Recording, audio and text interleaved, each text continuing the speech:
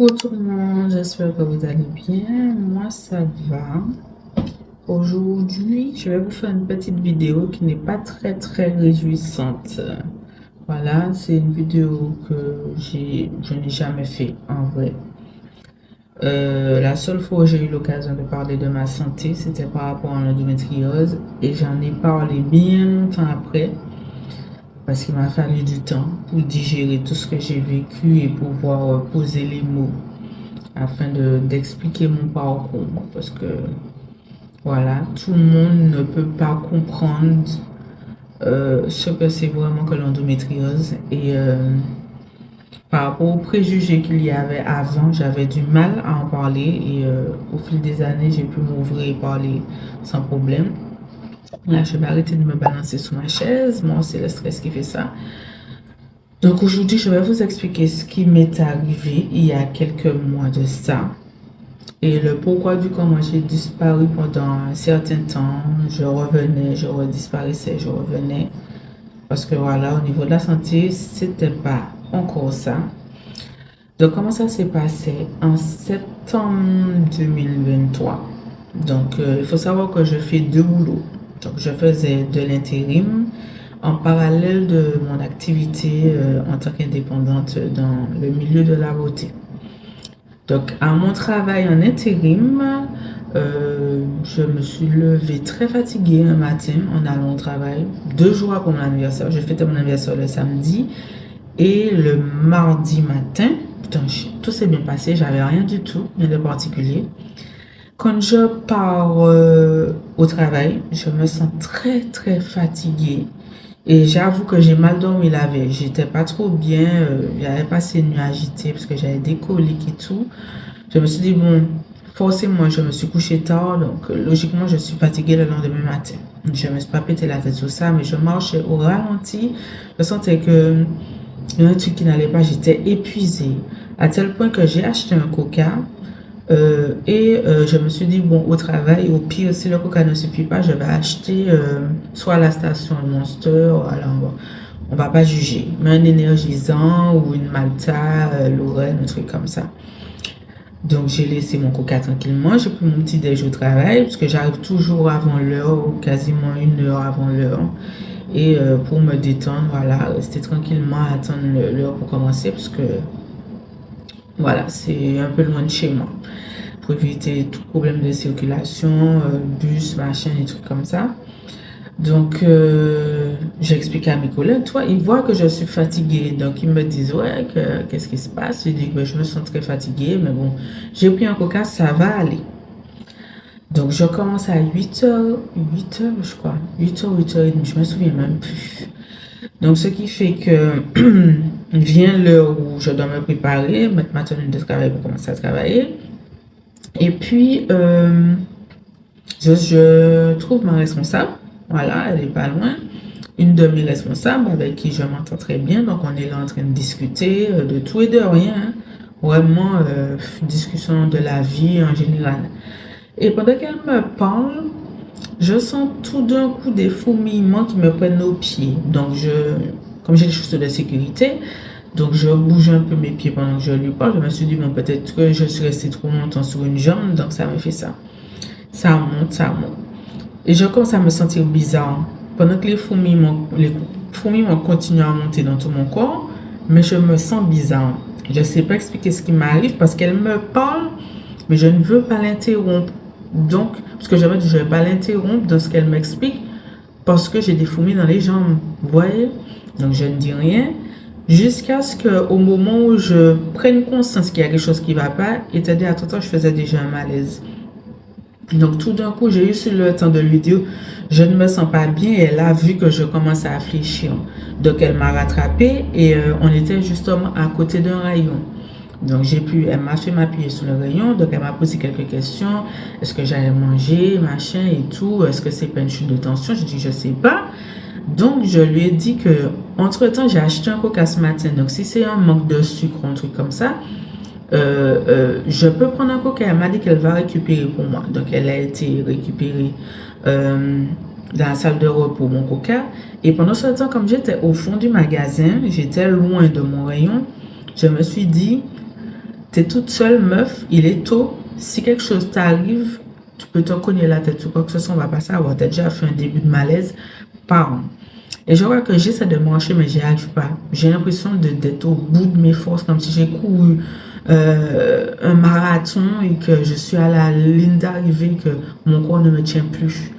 Donc j'essaie de ramper tant bien que mal de rayon en rayon. Je m'appuie sur chaque rayon jusqu'à ce que j'arrive dans le mien et je m'affale sur mon rayon.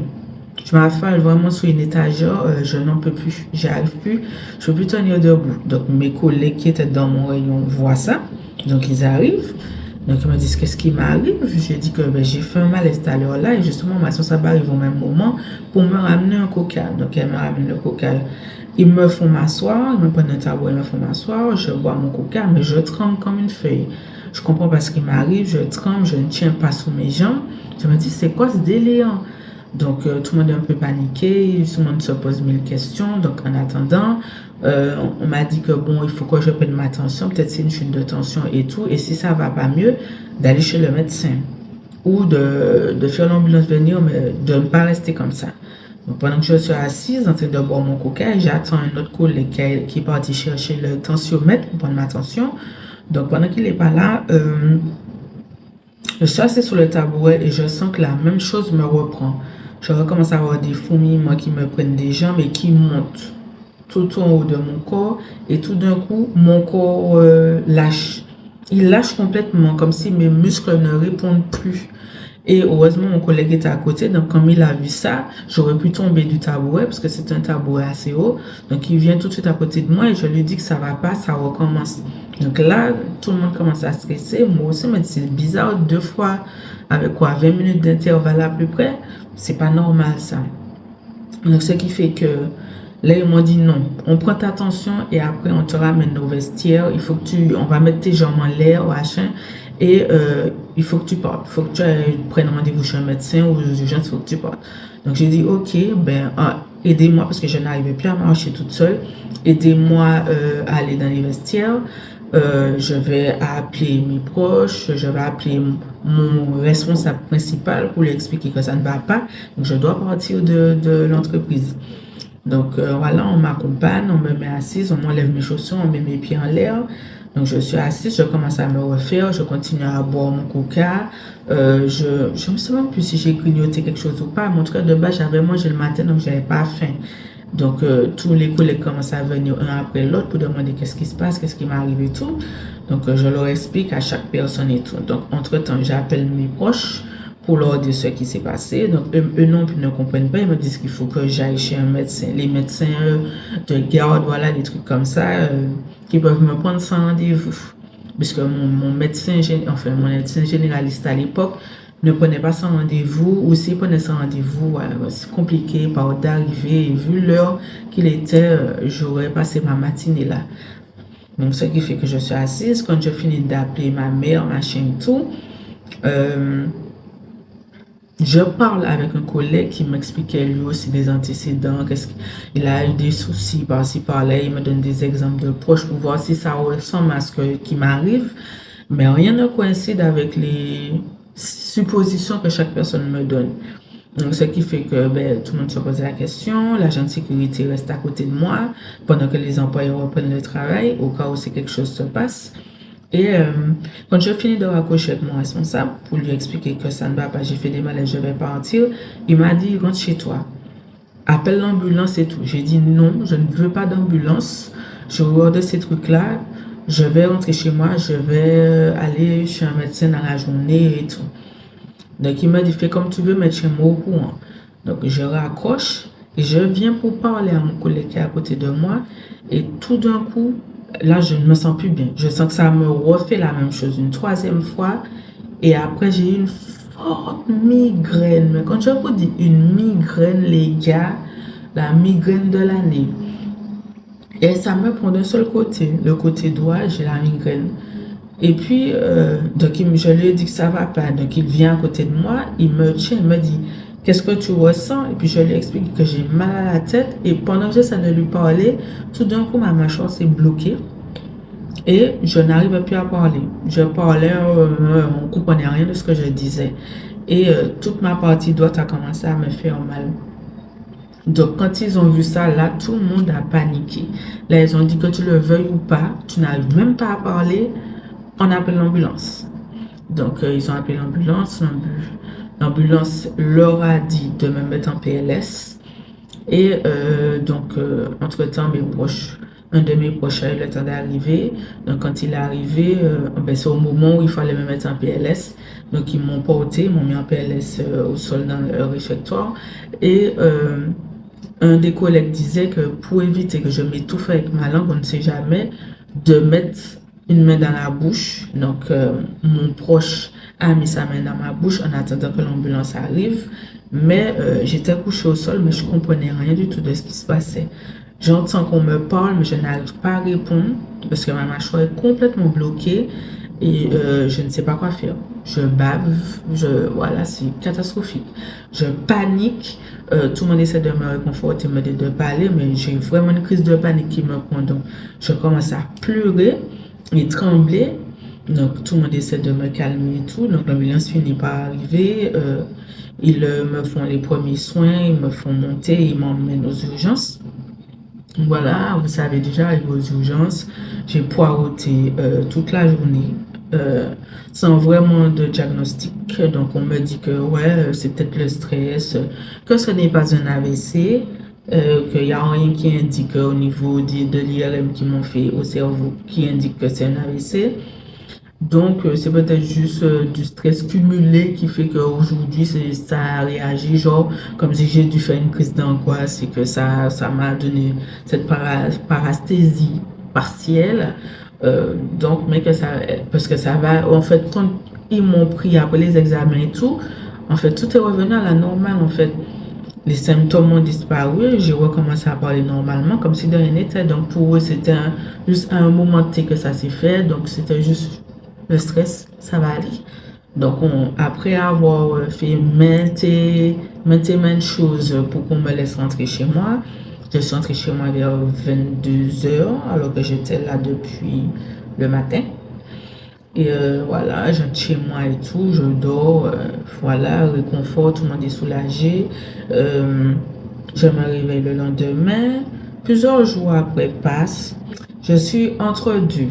Donc, j'ai demandé un arrêt, puisqu'on ne sait pas ce que j'ai. Et je ne me sens pas en forme. Je n'arrive pas à expliquer ce que j'ai, mais je ne suis pas en forme.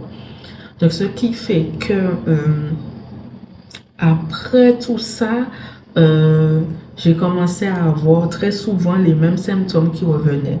Donc, j'ai refait la même crise, mais là, j'ai eu un seul vertige en sortant de mon médecin généraliste pour expliquer tout ce qui m'est arrivé, machin et tout. Donc, lui, il m'a donné plein de médicaments, des antidouleurs, de machin, des trucs, blablabla, pour dormir, peu importe, anti-stress. Voilà.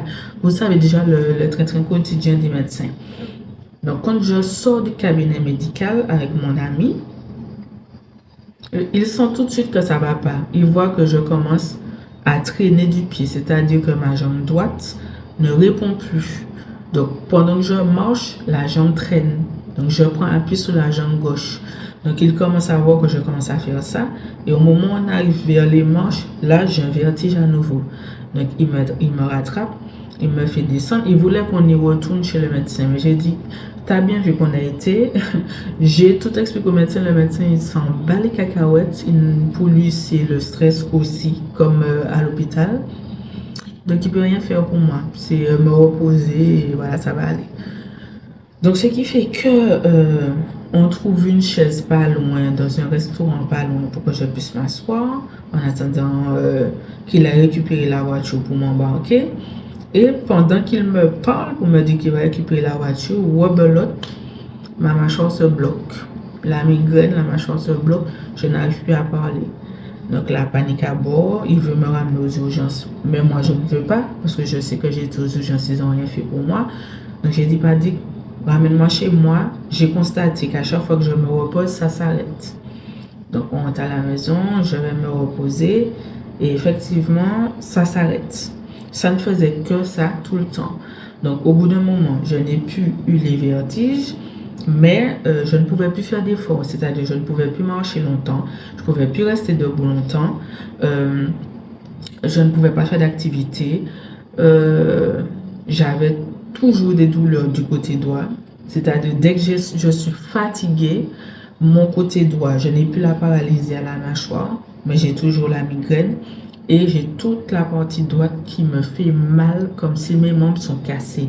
Je ne peux pas lever le bras, je ne peux pas utiliser ma main et je boite. Depuis septembre 2023, aujourd'hui on est combien? On est quand surtout? On est en mars 2024.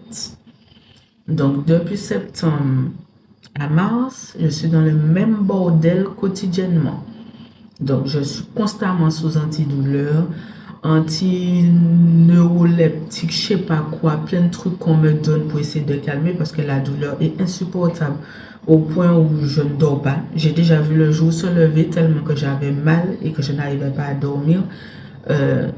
C'est très compliqué. Je suis dans des états catastrophiques. Je pleure, j'ai peur, je comprends pas ce qui se passe. Mes proches ne comprennent pas. Tout le monde est perdu. J'ai vu 5 médecins généralistes. Aucun d'entre eux ne sont capables de me dire qu'est-ce qui peut arriver, quel examen faire. Ils sont perdus. Donc, franchement, j'étais désespérée jusqu'à ce que je trouve un nouveau médecin généraliste qui venait d'ouvrir son cabinet près de chez moi. C'est une jeune dame. Elle m'a prise tout de suite au sérieux quand je lui ai tout raconté. Je l'ai vue, je crois, la première fois en janvier ou février. Et elle était estomaquée de savoir que depuis septembre, je suis comme ça et aucun médecin n'a fait quoi que ce soit pour moi, même pas me donner d'examen, même pas de bilan, rien du tout. Donc, ce qui fait qu'elle m'a donné une panoplie d'examens à faire. Elle m'a donné un ECG, non, un EEG, pardon, à faire. Elle m'a donné un électromyogramme à faire. Elle m'a donné une IRM cérébrale, une IRM médulaire. Elle m'a donné un bilan sanguin à faire. Elle m'a donné un autre truc aussi, un autre test, un truc à faire. Donc, Dieu merci, j'ai pu avoir les rendez-vous entre février et mars. Donc, depuis février, en fait, je passe mon temps à aller faire des examens. Rendez-vous par-ci, rendez-vous par-là, bilan par-ci, bilan par-là, pour savoir ce que j'ai. Parce que pour elle, ça semble être neurologique. Donc, le but était de trouver un neurologue disponible et de lui ramener le maximum d'examens faits pour que lui-même puisse faire son propre diagnostic et donner d'autres examens supplémentaires à faire s'il n'arrive pas à trouver. Mais par rapport aux symptômes que j'ai, le fait que c'est toujours du côté droit et que ce n'est pas un AVC, pour eux, il y a un problème au niveau du cerveau ou voilà, ou des nerfs ou quelque chose comme ça. Donc j'ai tout ça à faire. J'ai fait une bonne partie. Cette semaine, j'ai fait les derniers, c'est-à-dire l'IRM cérébral la semaine dernière et l'IRM médulaire hier. Et aujourd'hui, on est le... Attendez, je vérifie pour pas dire de bêtises. On est le 13 mars. Donc, j'ai rendez-vous demain, si Dieu veut, avec le neurologue pour savoir ce qui se passe. On lui ramener les examens que j'ai fait pour avoir son avis et savoir la suite. Mais je flippe ma race. Donc, voilà ce que je vis depuis quelques mois. Et j'espère qu'on va enfin trouver ce que j'ai et que ça va être soignable parce que c'est très invalidant pour moi. Par rapport à ça, j'ai dû arrêter mes 2 activités parce que je n'ai plus la force. Donc, Dieu merci, mon seul réconfort, c'est toujours pouvoir être sur les réseaux. Ça me change les idées, pouvoir parler avec d'autres, pouvoir partager mes posts, pouvoir faire mes make-up. Parce que pour ça, Dieu merci, je suis assise et mon bras est appuyé sur la table. Donc, même si par moment, quand je me maquille, j'ai le bras qui faiblit, j'ai le bras qui est fatigué. Donc, ce qui fait que je suis obligée de faire des pauses, m'arrêter ou reprendre, ça dépend. Mais en tout cas, ça me change les idées, j'aime ça. Bon, le make-up, c'est ma thérapie. Et sans ça, je pense pas que je serais là parce que j'ai vécu une grosse période de dépression depuis que je suis malade parce que je me suis sentie abandonnée par le corps médical. Personne ne m'a pris au sérieux, personne n'a voulu s'occuper de mon cas. Tout le monde m'a dit que je suis juste stressée, je suis juste fatiguée sans essayer de savoir plus. Alors que j'ai commencé une thérapie depuis quelque temps. Donc, si c'était au niveau de la thérapie, on m'a même donné des antidépresseurs et pourtant les symptômes ne se sont pas arrêtés. Je suis en thérapie et pourtant les symptômes ne se sont pas arrêtés. Au contraire, certains se sont accentués à tel point que mon épaule droit, il est quasi invalide. Je ne peux plus faire quoi que ce soit comme avant. Même pour battre des œufs, c'est difficile. Lever le bras, c'est difficile. Il y a plein de choses que j'ai du mal à faire. Donc, c'est pas possible. C'est pas possible de vivre comme ça au quotidien sans savoir ce qu'on a. Quand on sait ce qu'on a, on est soigné, on est traité. Voilà, on peut relativiser les choses et essayer de passer dessus et se battre pour vivre. Mais quand on ne sait pas, tout le monde est perdu, on te fait encore passer pour une folle. Comme ils m'ont fait avec l'endométriose, on me prenait pour une folle. On n'écoutait pas ce que je disais au niveau de mes douleurs. On me disait que ça allait aller, que c'était le stress encore une fois. Je suis désolée, il faut que les médecins arrêtent avec ça. Le stress, c'est pas une réponse à tout. Dès qu'ils n'ont pas envie de faire leur travail, ou ils sont fatigués, ou ils ont marre, ah, vous voyez, vous êtes stressé, madame, reposez-vous, calmez-vous, faites du sport, faites du yoga, mangez sainement et ils ont fini avec toi. Ouais, mais non. Vous avez fait des études, c'est pas pour dire ça aux patients. C'est pour essayer de chercher, vous battre pour trouver ce que la personne a, pour l'aider à se sentir mieux. Donc voilà, on a le souffle retenu, mes proches et moi, depuis septembre 2023. Donc j'espère enfin que je vais savoir ce que j'ai.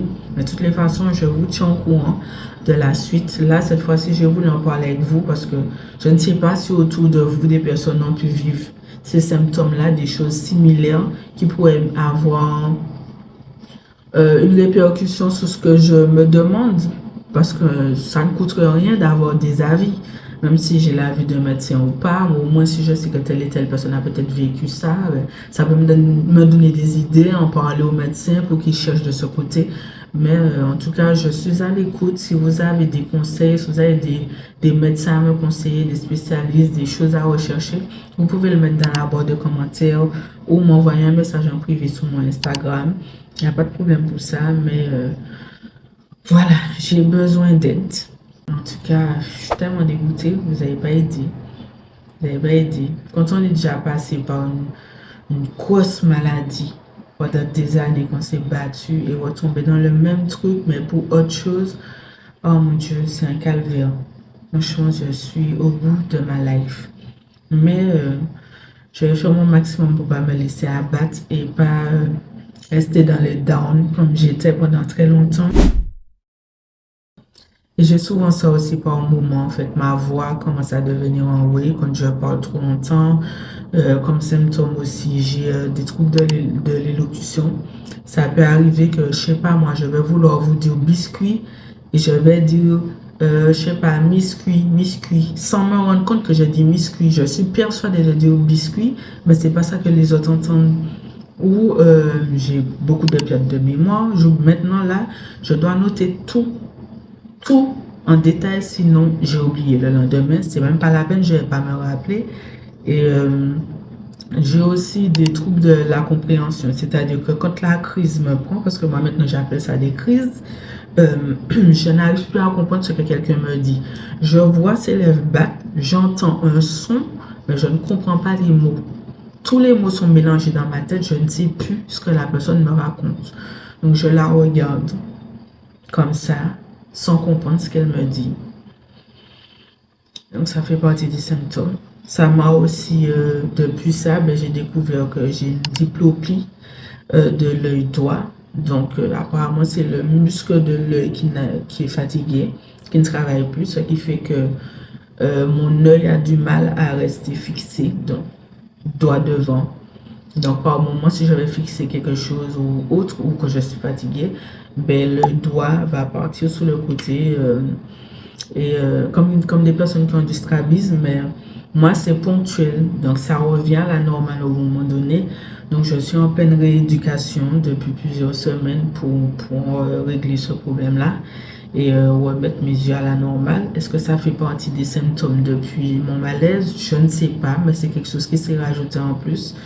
Donc j'ai changé mes lunettes, je fais le maximum pour que tout aille bien. Parce que j'ai trop de projets dans la vie pour me laisser abattre sous la maladie. La santé est très importante, je le sais, je suis déjà passée par là. Donc, je vais tout faire pour guérir. Je vais tout faire pour aller mieux. Je vais me battre. Je ne vais pas laisser tomber.